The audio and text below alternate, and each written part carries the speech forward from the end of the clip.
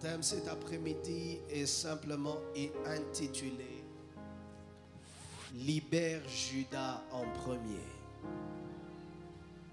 Libère Judas en premier. Libère Judas en premier. Libère Judas en premier. Aide-moi à dire à quelqu'un de gauche ou de droite, libère ton Judas. Non, tu vas comprendre très bientôt. Dis-le avec enthousiasme et foi. Libère ton Judas. Est-ce que tu peux l'écrire comme l'évêque Michel l'a fait? Libère ton Judas. Yeah. Merci. Libère ton Judas. Pour ceux-là qui ne savent pas, Judas veut dire louange. Parce que je pense que c'est le quatrième fils de la femme appelée Léa qui était dans un mariage où elle n'était pas aimée. Et cette femme va utiliser ce qu'elle avait au-dedans d'elle pour changer les circonstances autour de sa vie. Alors qu'elle a vu que son mari ne l'aimait pas, la Bible dit qu'elle va commencer à accoucher parce que celle que son mari aimait était stérile. L'Éternel l'avait rendue stérile. La Bible dit qu'il est arrivé à un moment où, lorsqu'elle a accouché le premier, elle donna le nom de Ruben. Elle dit, cette fois-ci, mon mari va me voir. Et le deuxième, il appela du nom de Siméon et dit, cette fois-ci, mon mari va m'entendre.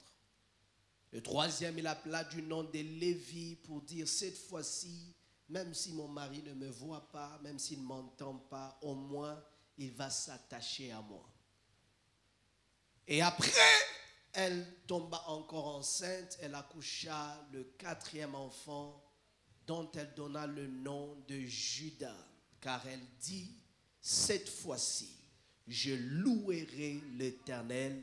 Et le texte saint dit, et elle cessa d'accoucher. Cette femme qui était désespérée et cherchait l'attention de son mari, et elle a utilisé ce qu'elle avait pour changer la situation, mais la situation est restée telle qu'elle était. Elle a dit, je vais changer l'attention. Je vais le shifter de l'homme qui est dans ma maison et je vais l'adresser à ses dieux.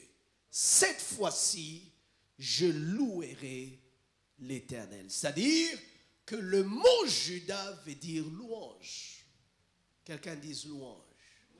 Plus fort que ça. Quand elle accouche Judas, il y a une louange qui sort de son âme malgré sa situation qui n'a pas changé. Bien-aimés, il y a des fois où nous adorons Dieu et nous le louons à cause de ce qu'il a fait, à cause des prodiges qu'il a accomplis. Mais il y a des temps où nous louons Dieu afin qu'il change ce que l'homme ne peut pas changer.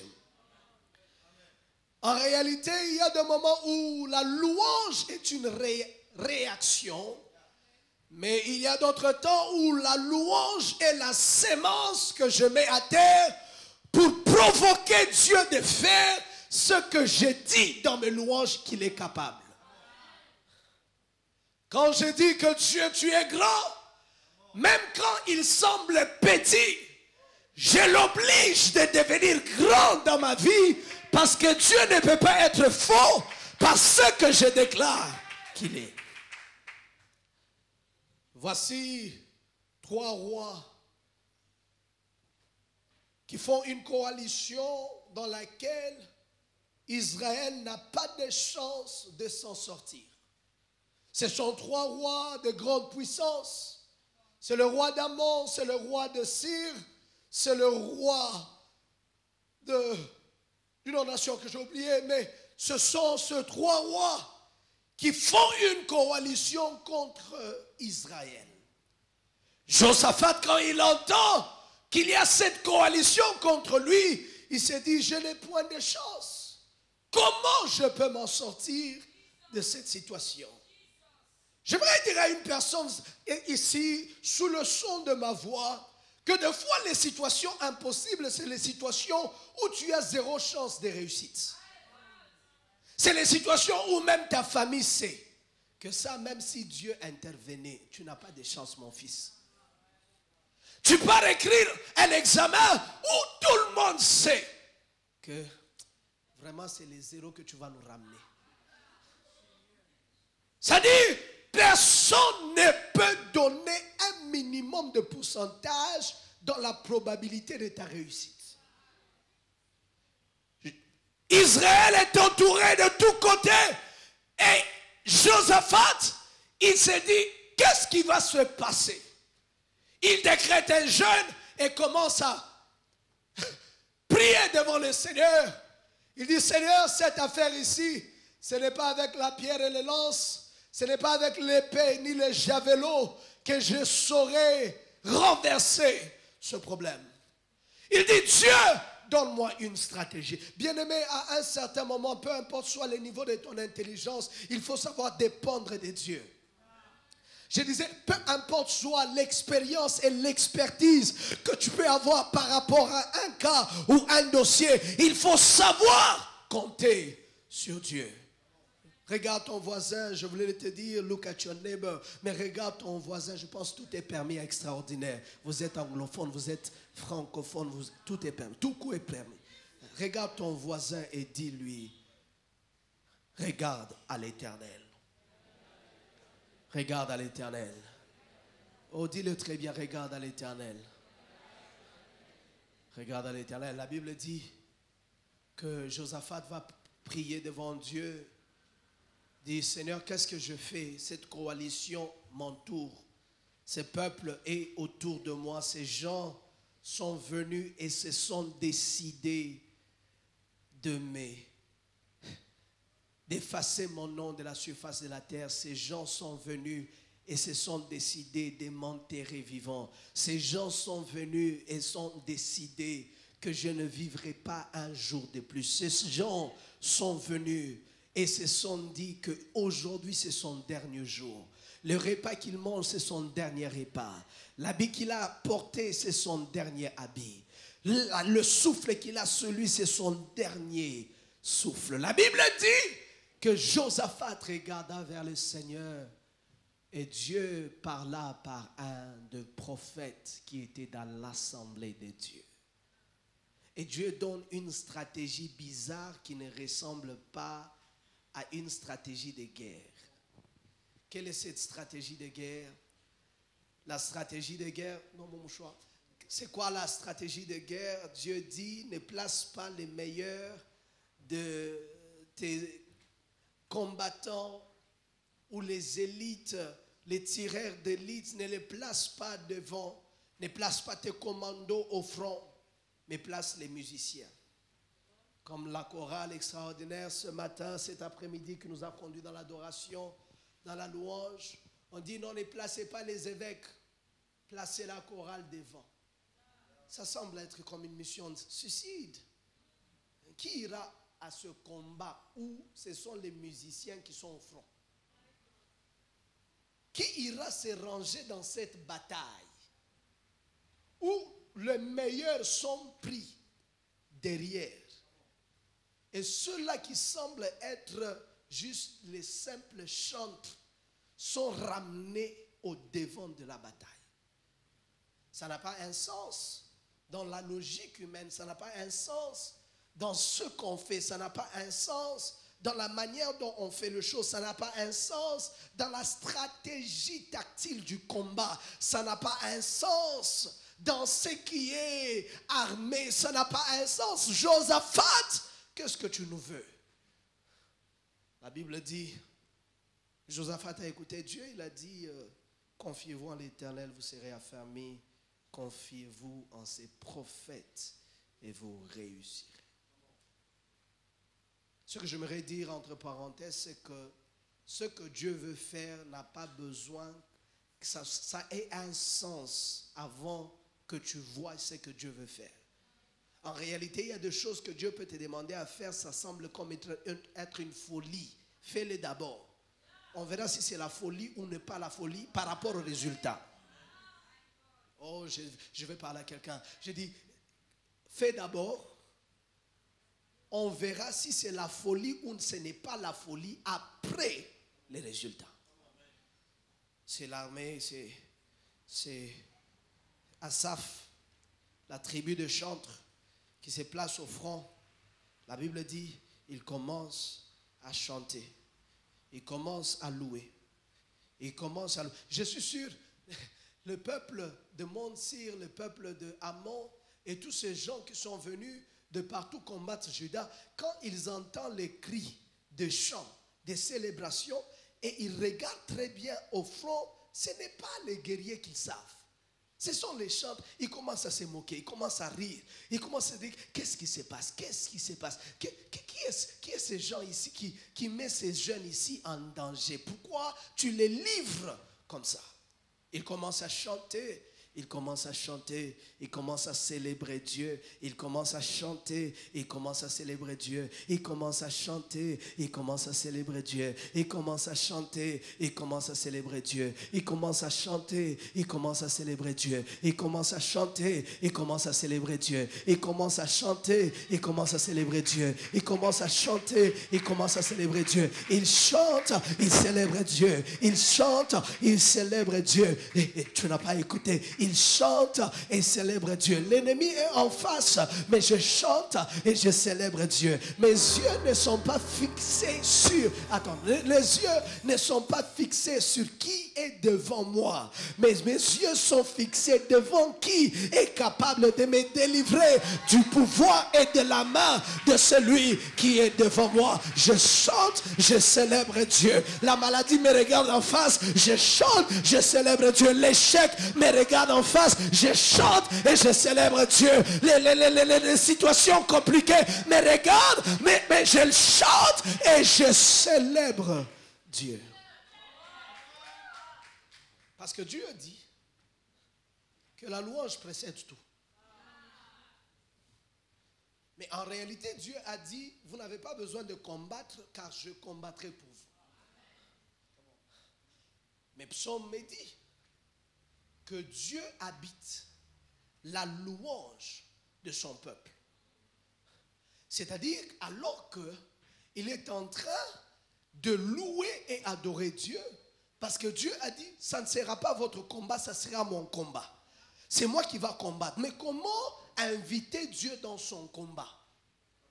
L'invitation que l'homme a vers Dieu, c'est ce que j'appelle la louange.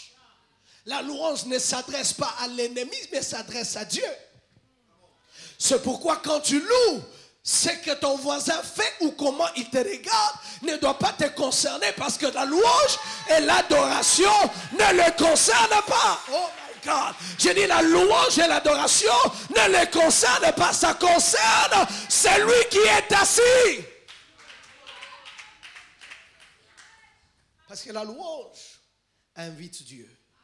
Qu'est-ce que j'ai dit? La louange. En réalité, la louange, le temps de louange dans l'église n'est pas un temps de divertissement. Où nous dansons, nous célébrons et nous montrons combien nous pouvons danser. Parce qu'entre guillemets, le bois de nuit nous manque. Oui, je vais aller là-bas. Ça fait longtemps que j'ai transpiré sur les pistes. Donc quand on me donne ces makosala, ces seben, quand on me donne ces danses, ça me rappelle un peu de ce qu'était mon ancienne vie. Ça me rappelle un peu de ce que j'ai abandonné. Mais parce que c'est dans la présence de Dieu, j'ai l'opportunité d'essayer un peu. Même si ce n'est pas à la hauteur de cette folie, mais c'est-à-dire que le temps de louange n'est pas un temps de divertissement, mais c'est un temps solennel où nous invoquons. Invoquer veut dire déplacer le trône.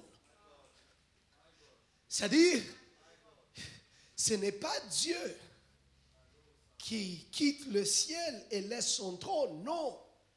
Je déplace le trône de Dieu afin qu'il vienne siéger dans ma louange. J'ai dit à Dieu, le ciel est bon, mais viens écouter un peu, Hakada, ce qui se passe ici sur la terre. La louange des anges est bon, mais viens un peu écouter celui que tu as créé à ton image, celui que tu as créé à ta ressemblance. Il veut aussi te donner une louange. Ça déplace le trône de Dieu. Et quand le trône de Dieu est déplacé, ce n'est pas Dieu qui se déplace seul. Vous savez tous avec moi qu'une autorité ne se déplace jamais seule. Il a toujours une délégation. Et ces délégations, ce sont des gens qui portent des solutions face aux questions que le chef aura besoin. C'est-à-dire Dieu, par la louange, il descend au front. Mais qu'est-ce qui se passe? La louange n'est pas seulement une invitation, mais la louange est la plateforme ou l'atmosphère dans laquelle Dieu vit et Dieu se sent Dieu. C'est une chose d'être une personne ou d'avoir une identité, mais il y a certaines atmosphères qui te fait sentir ce que tu es. Tu vas me comprendre. C'est-à-dire, si tu te tenais debout, viens s'il te plaît. Yaka. Descends au bas des escaliers là. Ok? Elle va revenir. Lorsqu'elle arrivera ici, je vais demander à tout le monde de se lever et acclamer. Ok?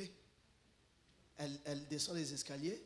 Quand elle arrive ici, je vais demander à tout le monde de faire quoi? Ok, ma soeur, viens. Elle sait qu'elle est spéciale. Elle sait qu'elle est créée à l'image de Dieu. Elle sait qu'elle est belle. Mais il y a quelque chose qui se passe en elle alors que vous acclamez. C'est-à-dire, ce qu'elle sait qu'elle est, elle le sent finalement. Je suis venu dire à quelqu'un, alors que tu es en train d'acclamer, Dieu se sent Dieu.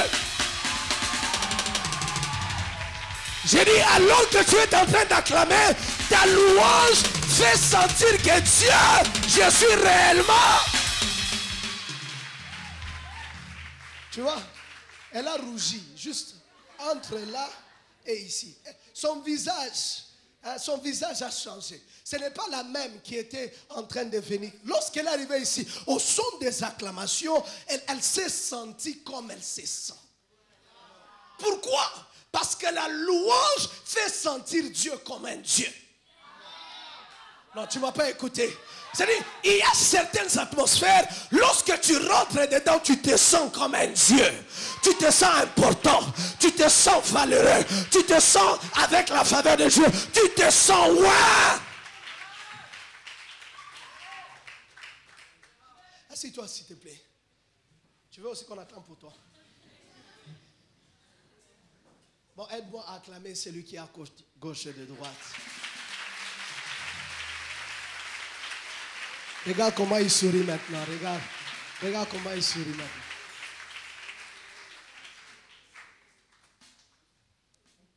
Est-ce que vous comprenez, mes amis? La louange, c'est l'atmosphère dans laquelle Dieu se sent Dieu. Je peux être loin, mais il y a certaines atmosphères qui me font sentir l'onction. Non, je peux être porteur d'un message. Mais il y a certaines atmosphères, lorsque tu rentres, ce n'est pas seulement le message, mais c'est l'atmosphère qui te sent qu'il y a quelque chose qui va exploser ici. Lorsqu'on loue Dieu, on met Dieu dans sa peau de Dieu.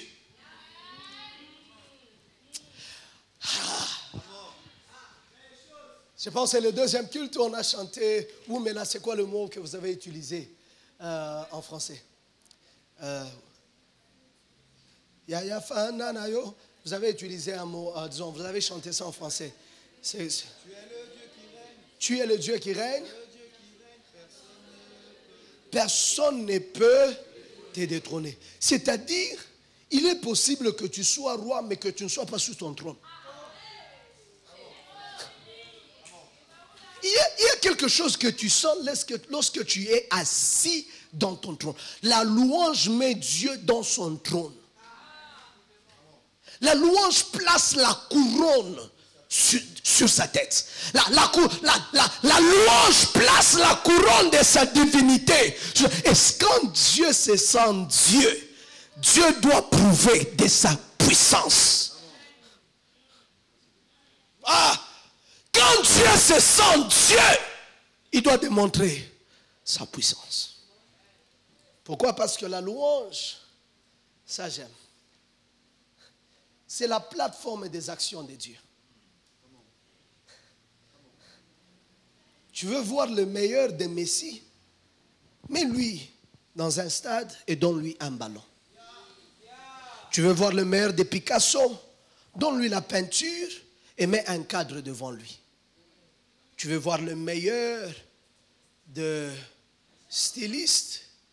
Donne-lui des tissus. Tu veux voir le meilleur de Michel Ambroué? Donne-lui une Bible. Qu'est-ce que je suis en train de dire? C'est-à-dire, il y a des plateformes qui savent manifester ce que tu es.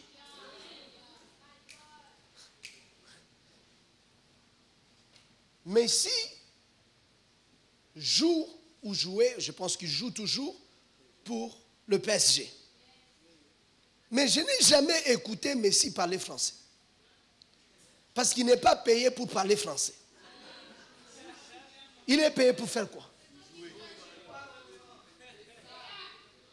Il y a des personnes qui te prennent et te placent sur un terrain qui n'est pas ton fort.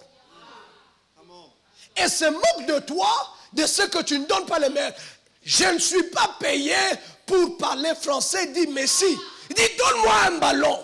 Je fermerai ma bouche, mais je te démontrerai le meilleur de ce que j'ai. Je suis venu dire à quelqu'un extraordinaire que Dieu, lorsqu'il est loué, tu lui donnes la plateforme où il peut exhiber, où il peut magnifier, où il peut démontrer, my God, où il peut... Tu n'as pas encore vu Dieu jusqu'à ce que tu le loues. Pose la question à Paul et Silas au milieu de la nuit, parmi les chaînes, autour des soldats, autour des militaires, des gardiens. Ils ont commencé à louer et à célébrer Dieu. La Bible dit, c'est Dieu qui était insensible, c'est Dieu qui semblait très loin, c'est Dieu descendu au milieu de la prison et il secoua le fondement de la prison et les chaînes furent ôtées. Pourquoi? Parce que la louange donne la plateforme à Dieu, donne l'espace à Dieu d'être Dieu et de démontrer sa divinité.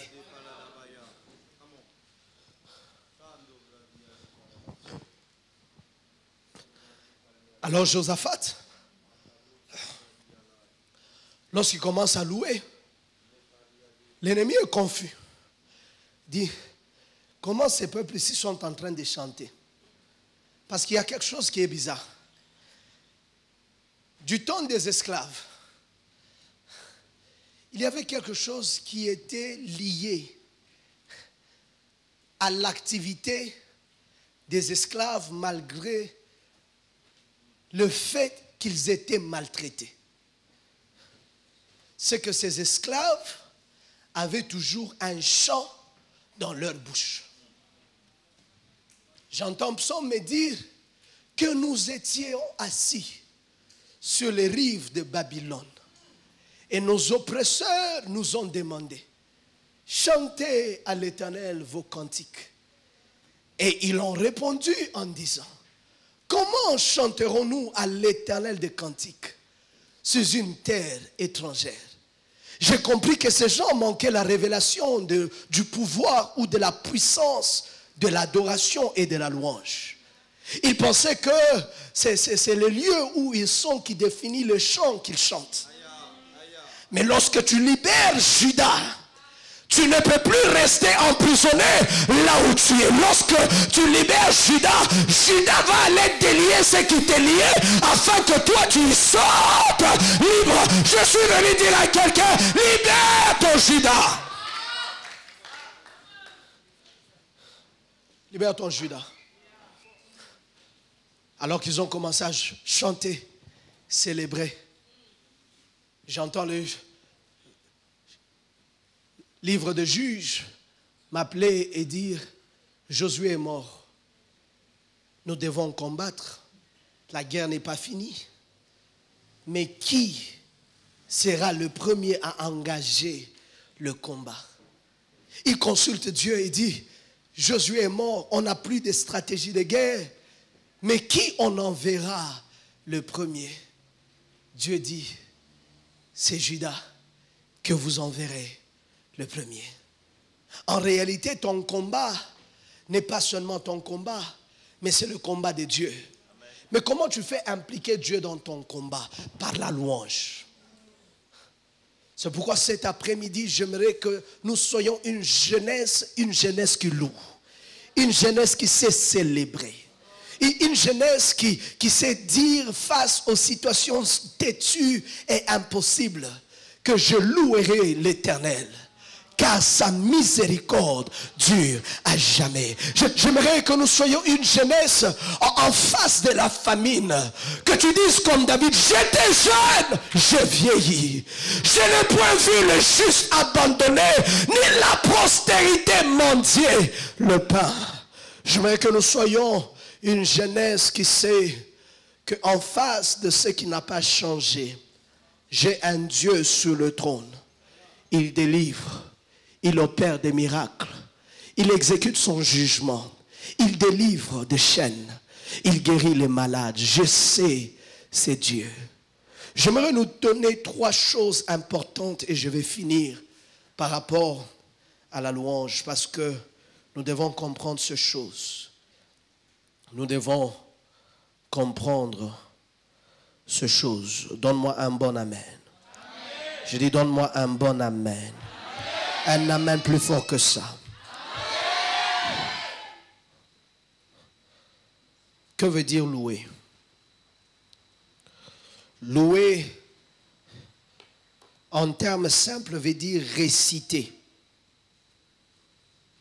Réciter quoi? Réciter en premier ce que Dieu a dit sur lui-même.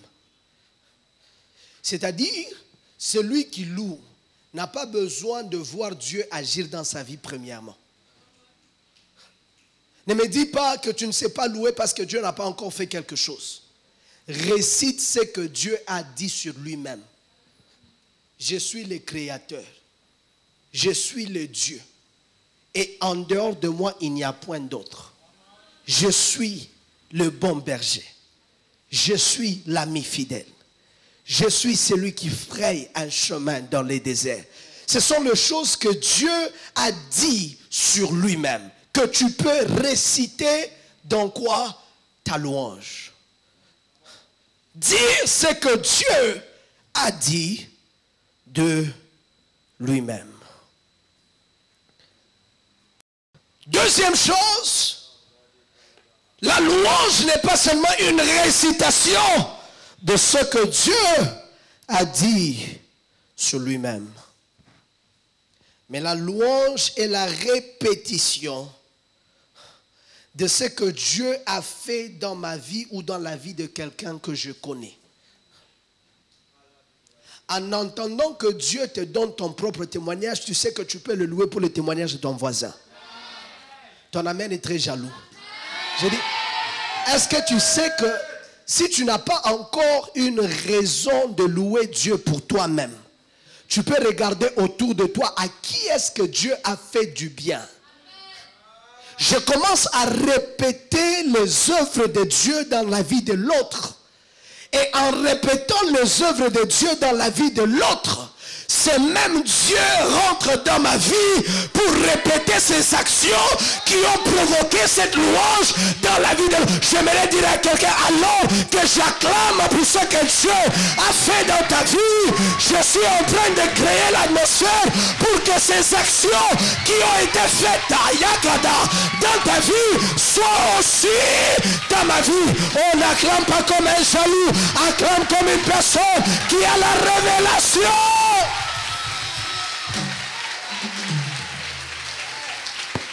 Ça là c'est pour ton travail. Ça là c'est pour ton mariage. Ça là c'est pour ton diplôme. Ça là c'est pour tes enfants. Ça là c'est pour ta destinée. Oui, je célèbre. Il n'a pas encore fait cela dans ma vie. Il n'a pas encore opéré ces choses dans ma maison. Mais je le célèbre d'abord pour ce qu'il fait.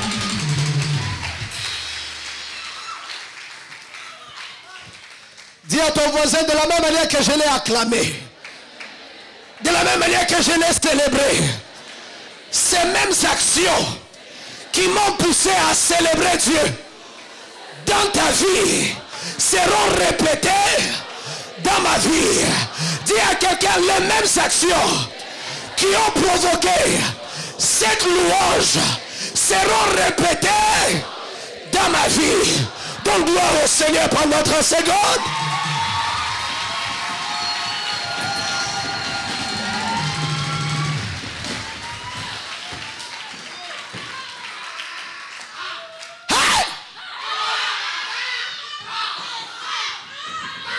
Louer veut dire célébrer.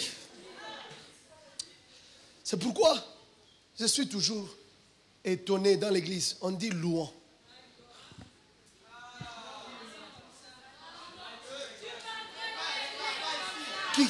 Qui célèbre la victoire de cette manière-là? Même au stade, tu te comportes mieux que ça. J'ai dit, même à la maison, quand tu regardes le match, c'est à la télé, tu te comportes mieux que ça. Ils ne sont pas ici. Hein? Célébrer veut dire acclamer, crier, danser, applaudir, être fou.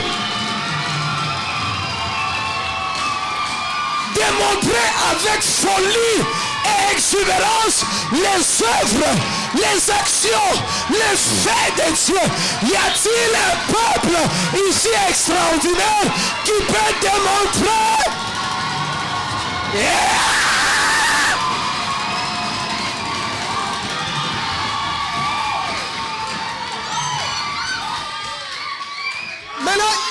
Maintenant imagine. Imagine, viens. Imagine avec moi. Je suis en train de chiter. Assis-toi là. Ce n'est pas toi, c'est juste l'exemple. Il est notre ennemi. Hein? Il s'est associé avec 3 nations pour nous faire du mal. Et Dieu dit, approche-toi de lui. En face de lui. Loue-moi. Maintenant, tout ce que nous venons de faire ici, est-ce que nous pouvons le répéter en face de lui? Nous avons sauté, nous avons acclamé, nous avons célébré. Maintenant, lui, c'est notre adversaire. Imaginez ses émotions, imaginez la tension que vous lui produisez. Est-ce qu'on peut essayer de le faire? Maintenant, imaginons, hein, ce n'est pas lui. Je le répète encore, ce n'est pas lui. Ce n'est pas lui. Hein, ce n'est pas lui. Ce n'est pas lui, ok? Hein, c'est quand même lui. Écoute. Maintenant, il représente cette oppression-là familiale. Il représente ces sorciers-là qui t'a fait beaucoup de problèmes. Il représente cette maladie qui a terrassé tout le monde dans ta famille. Et elle est en train de te menacer. Maintenant Dieu dit en face d'elle, tu dois célébrer. Maintenant il représente toutes ces mauvaises choses. Est-ce qu'il y a quelqu'un qui peut célébrer Dieu?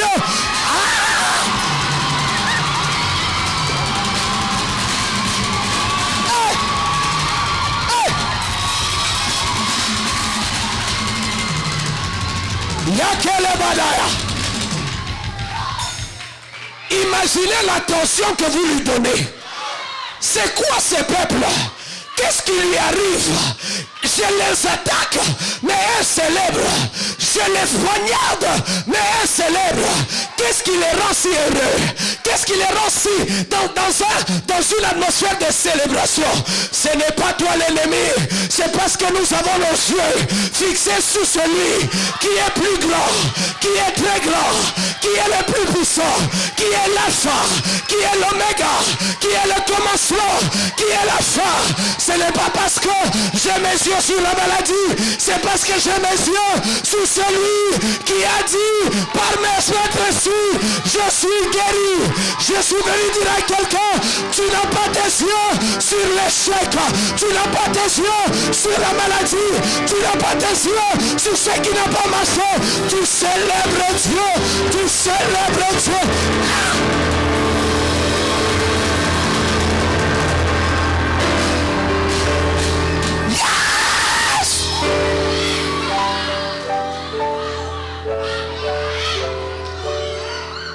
C'est pourquoi il y a ce qu'on appelle dans le monde de sport démoraliser. Quand tu viens jouer contre un pays qui t'accueille, si tu n'as pas été prudent d'amener avec toi tes bruits, le bruit du pays qui t'accueille peut démoraliser ceux-là qui jouent sur le terrain. Tu sais jouer, mais le bruit de tes adversaires te fait oublier les ballons. Non, tu ne m'as pas écouté. Je prêche mieux que tu dis Amen. Je dis le bruit de tes adversaires te fait oublier le comportement. Comment tu dois te comporter sur le terrain. Le ballon que tu devrais lancer ici, tu te retrouves en train de lancer ça là-bas. Pourquoi? Parce que le bruit a démoralisé ceux-là qui devraient combattre contre toi.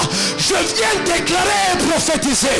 Alors que tu es en train de libérer ton Juda par la célébration, par les cris, par les acclamations, que tout sorcier soit démoralisé. Que l'occultisme soit paralysé.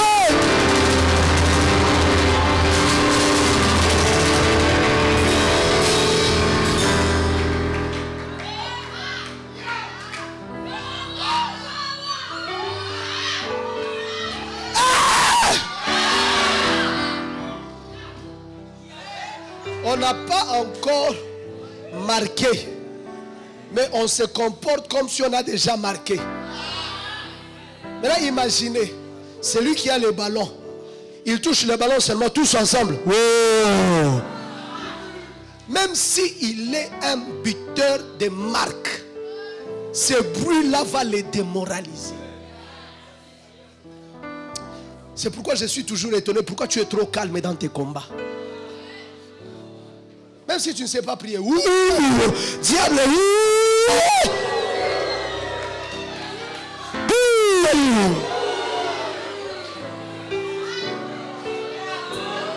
Toi tu penses que tu vas marquer dans cette saison.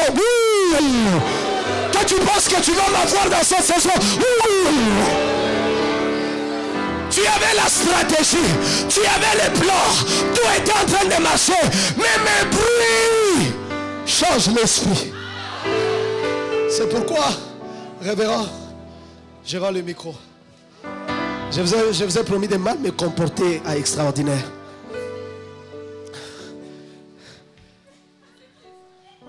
Quand Israël commence à célébrer, ce n'est pas une célébration catholique, ce n'est pas une célébration religieuse, c'est une célébration prophétique.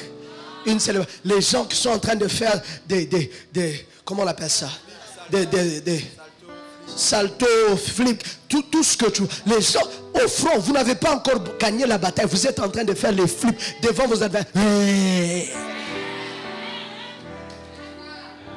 Ils ont oublié ce qu'est l'adversaire. Ils ont oublié ce qu'est l'adversaire.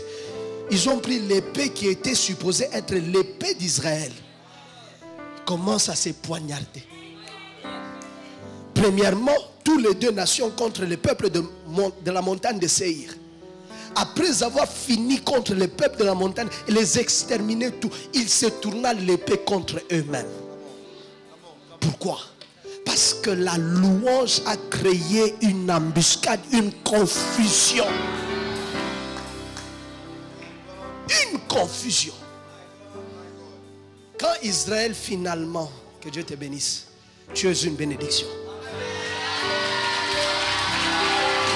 Quand Israël monte sur la montagne et regarde dans la vallée, il est surpris. Tu sais, dans le bruit, tu ne sais pas écouter ce qui se passe dans les camps de tes adversaires. Celui qui loue ne sait pas s'intéresser à ce que l'ennemi fait dans sa vie. Je loue tellement que je ne sais même pas ce que tu fais, ça ne m'intéresse pas. Il dit, tu n'as pas vu, je n'ai pas vu. Tu n'as pas vu sur les statues, je n'ai pas entendu. Je ne suis pas au courant. J'étais dans le bruit de Dieu.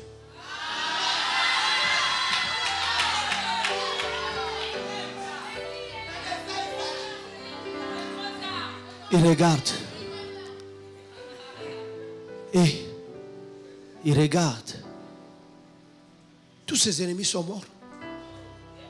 Non, il dit non, non. Ça c'est une blague. Non, quelqu'un est en train de nous faire une blague. Non, nous connaissons les stratégies de comment ça ne peut pas être aussi facile que ça. Avec la louange, ça peut être aussi facile que ça. Avec la louange, ça peut être aussi facile. La Bible dit lorsqu'ils arrivaient, ils commencent à vérifier les cadavres.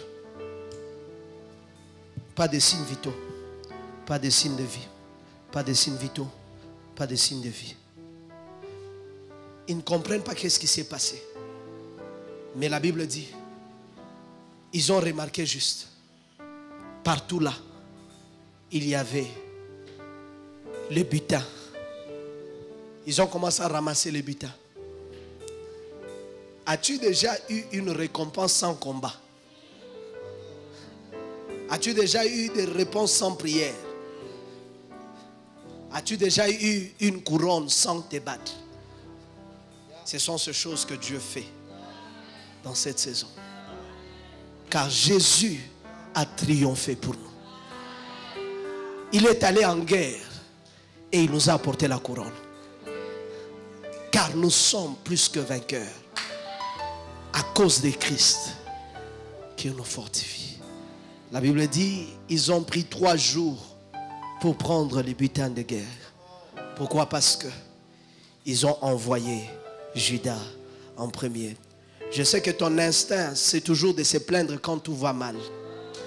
Mais j'aimerais que tu puisses rééduquer ton esprit cette fois-ci. Avant que je me plaigne, avant que je me dise quoi que ce soit. Oh Dieu, tu es bon. On m'annonce une mauvaise nouvelle. Oh Dieu, que ta miséricorde durera jamais. Combien fidèle tu es. On s'attend à ce que je me fonde et je pleure. Oh Dieu, que tu m'as aimé. Tes œuvres sont grandes. Oh Dieu, je proclame ta bonté. Du lever du soleil jusqu'à son couchant. Ton nom est élevé.